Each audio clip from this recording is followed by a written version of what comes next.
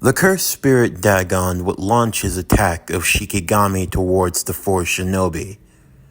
Gojo would take the forefront of the attack, using his infinity to block most of the oncoming strikes before countering with his cursed technique of blue, a shockwave technique pushing back the first wave of forces coming towards them. Kakashi instinctively would unsheathe his blade, the white saber, that had been passed down in the Hatake family. But this sword was more than just the average ninja tool. It was a blade made especially for the Hatake clan, used by the famed White Fang of the Hidden Leaf.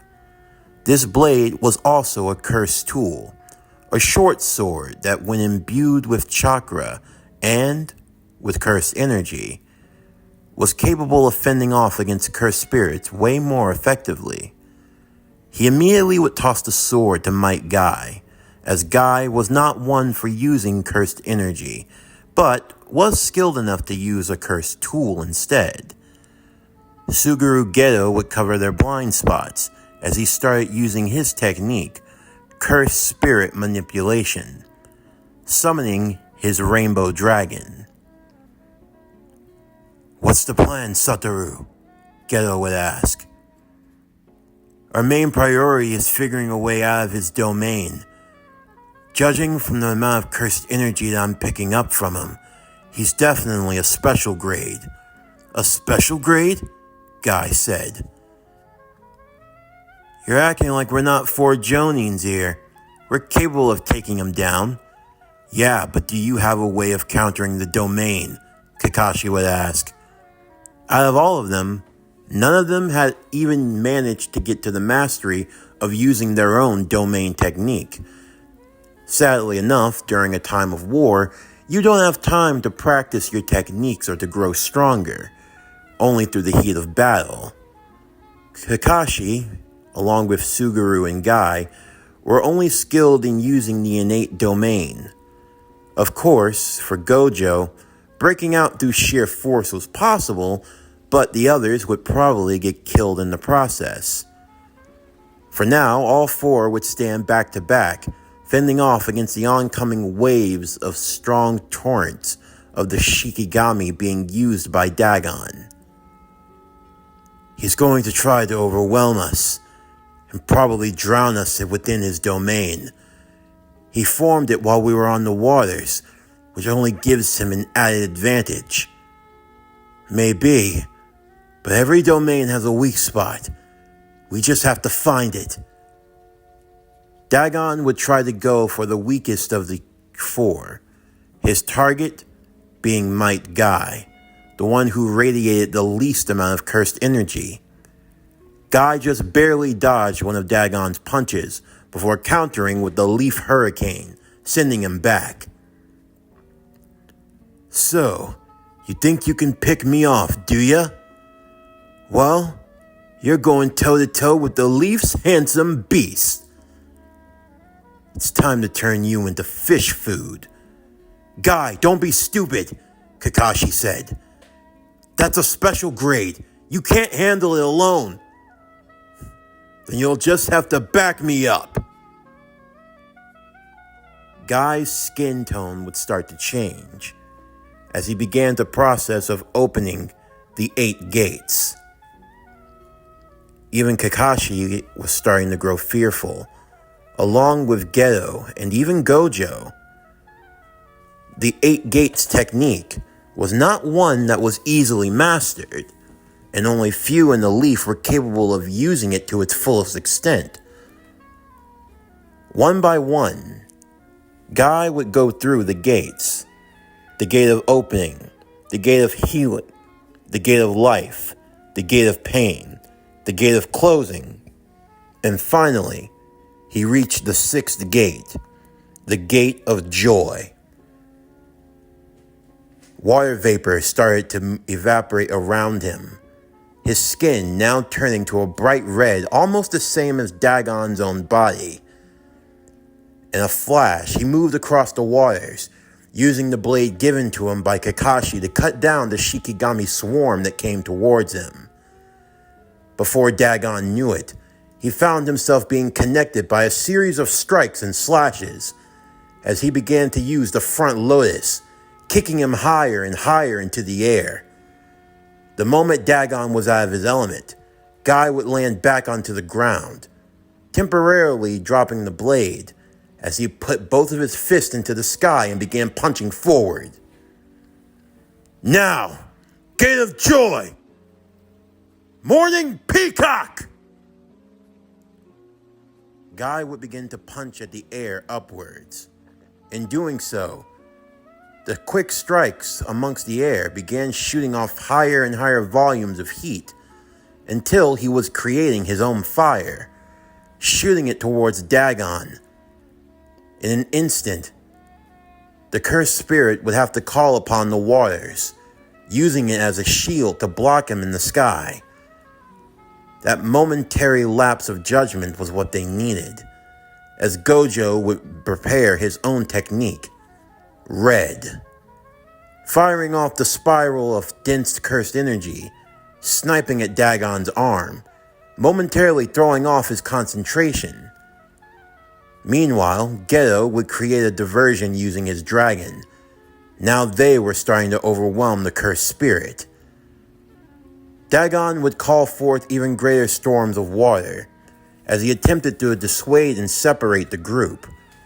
They would disperse immediately as he used the technique of disaster tides, along with his strong sea serpent Shikigami. Gojo, Geto, Guy, and Kakashi would all move out of the way. Now that they had been separated once again, he would use the surefire hit of his domain expansion. Even if they were strong, in this area, he would have the sure guaranteed hit. They didn't stand a chance. Guys, I think I'm going to use the innate domain. Gojo was already calculating the risk. He knew that if he performed his own innate domain inside of a domain expansion, the clash of the two domains would be fierce. Through sheer will, he could break out of it, but his comrades, their bodies and their mental state, could be destroyed in the process. Wait a second. I think I'll find a way of weakening him, Kakashi said. I need you to make an opening for me. Kakashi would run through a series of hand signs as Guy would begin his next frontal assault. He would temporarily distract and battle against Dagon, all while being protected by Geto, who used his rainbow dragon to fend off and devour as many of the Shikigami coming his way. Gojo, using his wind release, would send himself into the sky, firing off shots of red from a distance, all while Kakashi ran through a series of hand signs himself, and soon enough, he was holding in his own hand a torrent of lightning. With his Sharingan blazing, the three Tomoe beginning to spin, he would now charge from a distance, running past each of the Shikigami, avoiding every hit and collision that could come his way. Before Dagon knew what hit him, a fist had been punched directly into his chest. The sea creature cursed spirit would begin spewing out blood, as Kakashi had used the Chidori to pierce directly into him. He managed to pull out just in time as Dagon's spirit would begin to weaken, and so too would his domain. The three would quickly join together, placing themselves in their own innate domain together, Kakashi, Geto, and Guy. This would protect them from what was to come. Now, Gojo! Right! Innate domain technique! With his cursed energy amplified to the max, Kakashi would use his own innate domain, clashing with Dagon's ever-weakening domain expansion. The collision of the two would be instant and brutal, with the domain being broken out through sheer force of will. It only lasted 4 seconds, but in those 4 seconds it felt like eternity. The domain around them would crumble and break, and they would once again find themselves back on their rocking ship in the ocean of night. Dagon would now collide into the waters below, barely able to stand, as Gojo would appear behind him, his glasses folded up and his eyes a piercing blue. The strong presence of the 6 eyes felt amongst them. "You're a feisty little crab, aren't you?" Gojo said, as he held his hand to Dagon's back, over the hole where Kakashi had punched through with his Chidori. "Unfortunately for you, your battle has come to an end."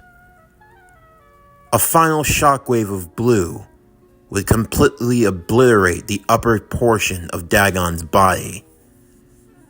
Geto, using the remainder of his strength, would summon the rainbow dragon to devour the other half, collecting it into his own, as he had the ability of collecting any cursed spirit that they defeated and using it into his own arsenal. It would take some time for it to reconstitute, only using the bottom portion of the cursed spirit as it transformed into a ball in Geto's hand.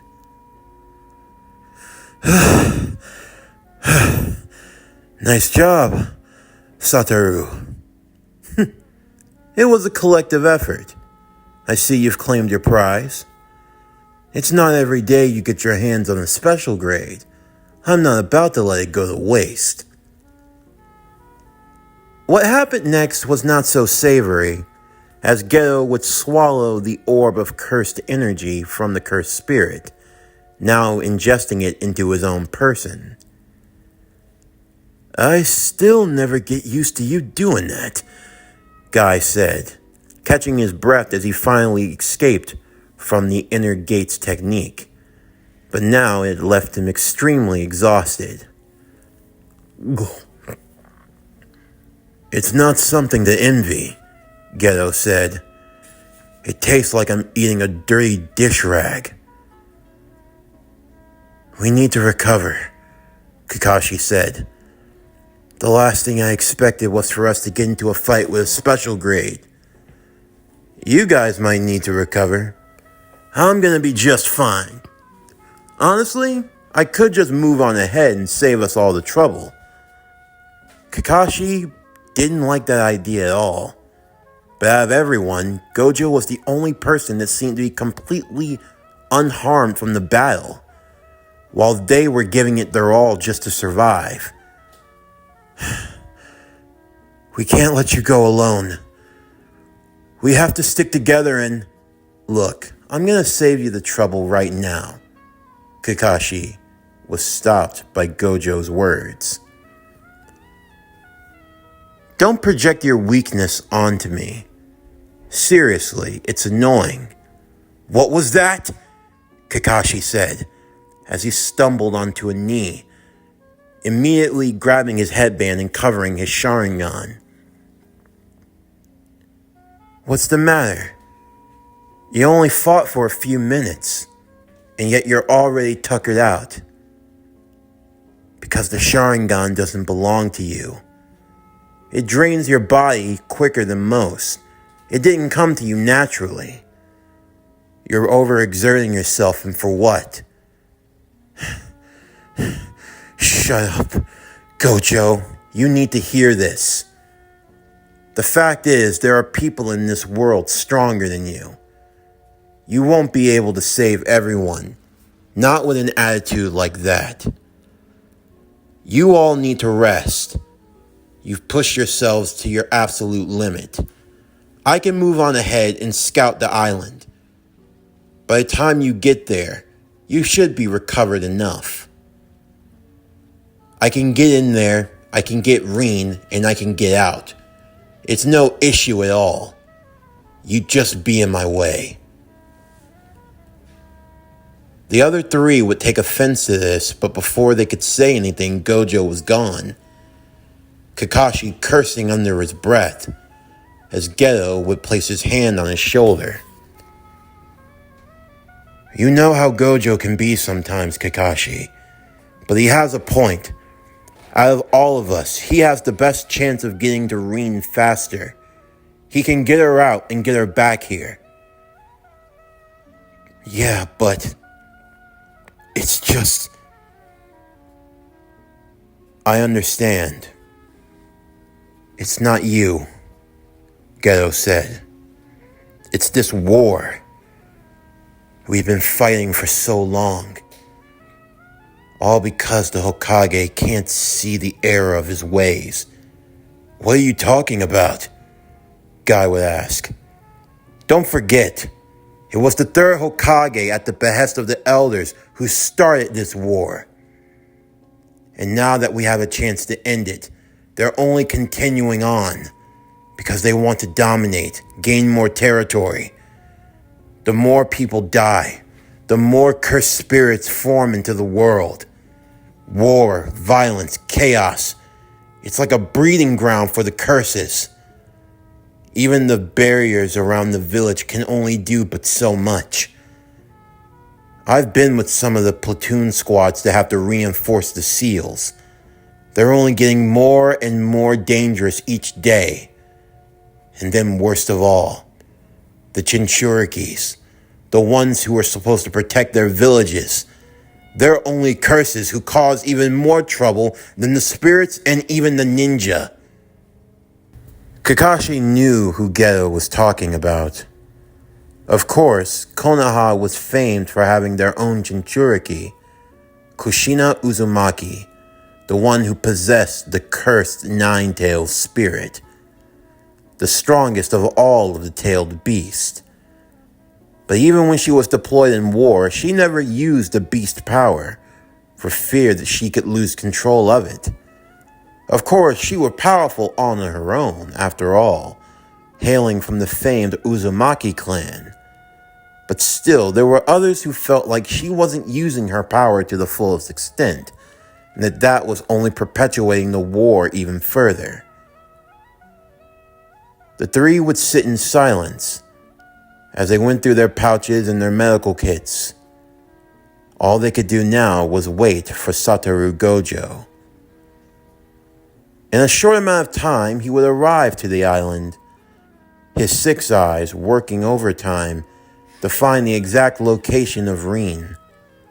The fluctuating large presence of spirit energy that he had found was suddenly gone, but there were many other signatures on the island itself. He would make his way through the forest, getting closer and closer to the camp. But before he had managed to get all the way, he dodged at the last moment as a lightning strike would come shooting directly towards him. A girl with sharp teeth and a wicked smile, carrying with her 2 blades as she came walking out of the clearing. Damn, off by 2 seconds. I would have had you turned into barbecue. Say, pretty boy, you want to keep me company? Do you have to try to flirt with every enemy you come across? Mangetsu said, as he came out of the clearing as well, his blade at the ready. The both of you knock it off. The enemies finally made their presence known. And only one at that. How arrogant must the hidden leaf be? Kushimaru said, as he unsheathed his needle blade, Nuabari. So, 3 famed members of the 7 swordsmen of the mist. I have to say it's quite an honor. And we know who you are, Kushimaru said. Satoru Gojo of the Hidden Leaf Village. The one and only. Now, you guys happen to have a friend of mine. I've come to bring her home. You don't plan on making trouble for me, do you? You won't be going anywhere. There's a marked bounty on your head. A war criminal. Do you know how much you're worth? Quite a fortune. Whatever I'm worth, I promise you it's not worth your life. But, if you insist, I won't hold back. The 3 of the 7 swordsmen of the mist would prepare themselves as they would launch their attack against Gojo, who only shook his head. Sadly enough, some people don't value life. The soldiers who were watching outside of the tent could hear the commotion coming from within the forest. Large explosions, the clashing of blades, the sound of blood-curdling screams. They were armed and ready, not sure of who was going to come out of those bushes. They watched as just as quickly as the fighting had started, it stopped. It became silent, with no way of knowing what had happened. The guards would stand ready as the bushes would begin to rumble in front of them. Then at their feet, the blades of the 3 swordsmen of the mist would be thrown, and out would walk Satoru Gojo. No way! He killed all 3 of them? But they were the swordsmen of the mist! How? Look at his eyes. They're bright and blue. No way. It's him. The White Devil.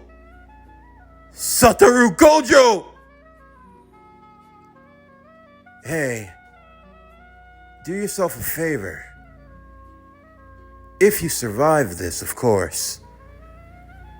Tell your Mizukage that the swordsmen have been lacking. If this is the best they can do, you're better off retiring and pawning those blades. Now I'm only going to ask this once. Where is she? By the time of daybreak, as the boat would edge closer to the shores of the island, Kakashi, Geto, and Guy stood ready, not sure of what the island would have to offer. They could sense that something was approaching, and out would walk Satoru Gojo, and in his arms, an unconscious Rene. Kakashi would immediately race across the waters, rushing to Gojo as he dropped her into his arms. Rene! Rene! Rene, are you okay? Kakashi? Yeah, you're all right now. Gojo, you... They were more feisty than anything else. About 30 S-rank ninja, I'd say. 30 S-rank? Guy said. You took out 30 S-rank ninja? You say that like it's a big surprise, Guy. I told you, I'm the strongest for a reason. She needs first aid. Let's get her onto the ship and let's get out of here and... Not so fast, a voice said. From out of the darkness, as the morning light stretched onto the island, a familiar face stood before the boys. It's him. Geto and Guy, Kakashi, all of them ready to fight. But Gojo would simply smile. So you were behind all of this? I had no idea. Hey there, Toji. How's it going? I see you're as arrogant and as bratty as ever, Gojo. Toji, of the Zenin clan, Kakashi said. Actually, former Zenin clan. We all know I got expelled from the clan a while ago. You betrayed the leaf, Geto said. How could you? What you did to your own squad. You really want to talk about morality with me? I gave them a warning. They didn't want to listen, and they suffered the consequences. But here's the deal. I can't let you leave with her. And honestly, I can't let any of you leave at all. We can take him, Kakashi said, and there won't be a we. Gojo! He's the former captain of the Anbu Black Ops. He's not just some run-of-the-mill ninja, and I know exactly who he is. I've actually been wanting to face him for a while now. What? You can't be serious. He's dangerous. We need to work together, and you guys aren't really in any condition to back me up. If we take him on together, you're just going to be slowing me down. Your mission is to save Rene and get out of here, right? Well, do it! I've been fighting all night long. I've taken the best that they've had to throw at me, and it still wasn't enough. A special grade? Has-been swordsman of the mist? Your precious S rank? Really? You thought that was going to be enough to take me on? How stupid can you be? You really thought you could beat me with that weak shit? No. I was just warming you up for the main event. But now that I know it's you, I can't turn you away. Kakashi, I'll catch up with you guys soon, Gojo said. The three of them would slowly back away onto the boat. Toji would launch an attack towards them.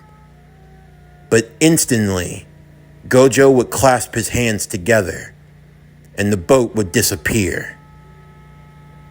He had already teleported them away using his infinity along with his wind style. About halfway between the coastlines of the land of water and the land of fire, giving them a decent head start. That should buy them enough time to get back to the land of fire. Now then, Gojo said, as he turned towards Toji. Let's have this dance. Toji Fushiguro would simply grin as a large worm, a cursed creature, would wrap around his body, and from it, he pulled out a short blade. The moment he did, for the first time in his life, Gojo felt unnerved. Yes, he could see Toji physically, but with the six eyes, if he wasn't staring directly at him, it would almost seem as if he wasn't there at all. A fancy trick, huh? A fancy trick. Oh, I have a lot of tricks in store for you. You know you broke her heart, Gojo said. After what you did, leaving her behind like that, I didn't leave anything behind. I will gain what I've lost. And the leaf. If they're stupid enough to get in my way, I have no problem burning it all. I won't let you do that. You're going to die. Funny. I was about to say the same thing to you. But I think we're all out of words now. So let's start dancing.